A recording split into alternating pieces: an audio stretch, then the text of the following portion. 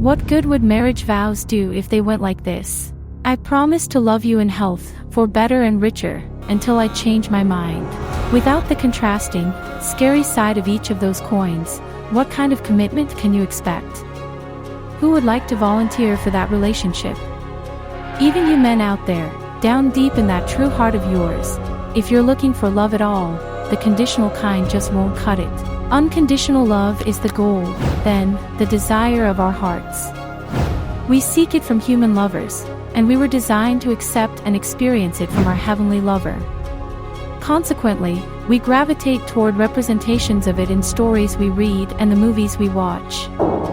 From Edgar Rice Burroughs' Tarzan saving Jane from the jungle priestess, claiming, "She, Jane, is mine," to Daniel Day-Lewis as Nathaniel calling out, "I will find you," to Cora in Cooper's Last of the Mohicans, romantic stories awake in us the reality that we are sought by a committed, loving God who will do anything to have a relationship with us.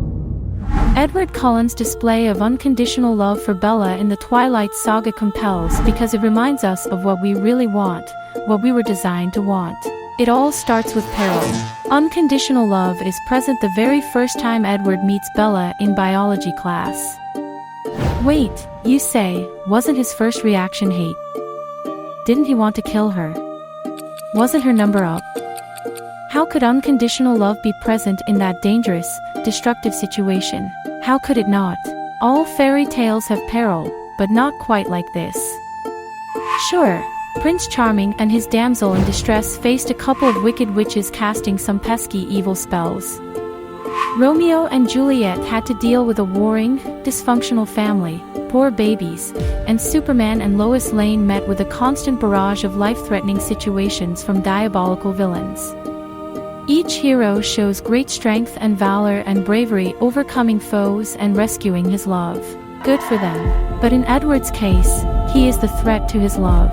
Bella was in real danger that first day, although she couldn't know just how much. I think we forget or don't realize the extent of Edward's ominous side, since there wouldn't be a story if he had killed her in Chapter 1. But grasping this threat is the key to understanding. His first act of unconditional love is not acting on his instinct to kill her, even though every bone in his body screamed for him to do so, even though he suffered excruciating pain from abstaining. The first, immediate, evidence of unconditional love from Edward is his choice to let her live at great cost to himself. Since Twilight is from Bella's perspective, readers get only a mere glimpse of the terrible agony Edward suffered throughout their relationship, especially that first day. To her credit, Bella perceives some of it, and so we see through her eyes to what extent she thinks he is suffering.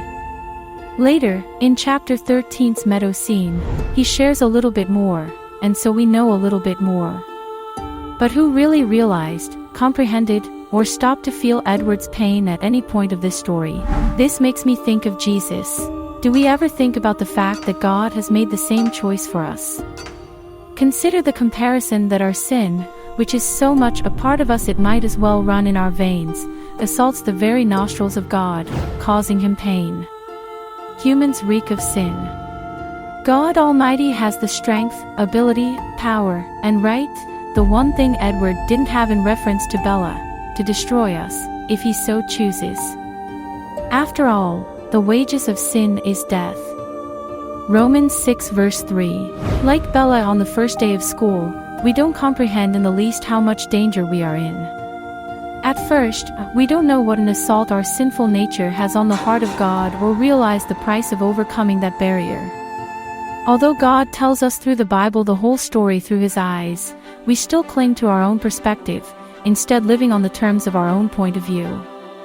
Sometimes the gospel does not stagger us as it should because we are not seeing through God's eyes the suffering, the cost, the immensity of his actions in order to bridge the gap, have a relationship with us, to show his unconditional love.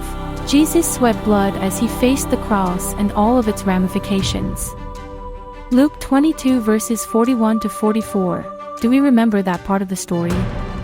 As a human, have you ever been so distressed, so passionately pained that you actually squeezed your own blood out of your pores? Have you ever loved someone that much? Suffered for someone that much?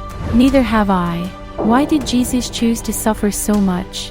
On the next video, we will continue to tackle the question in the light of unconditional love as I continue to share with you how reading a vampire book brought me closer to Jesus. See you then. Have an amazing day.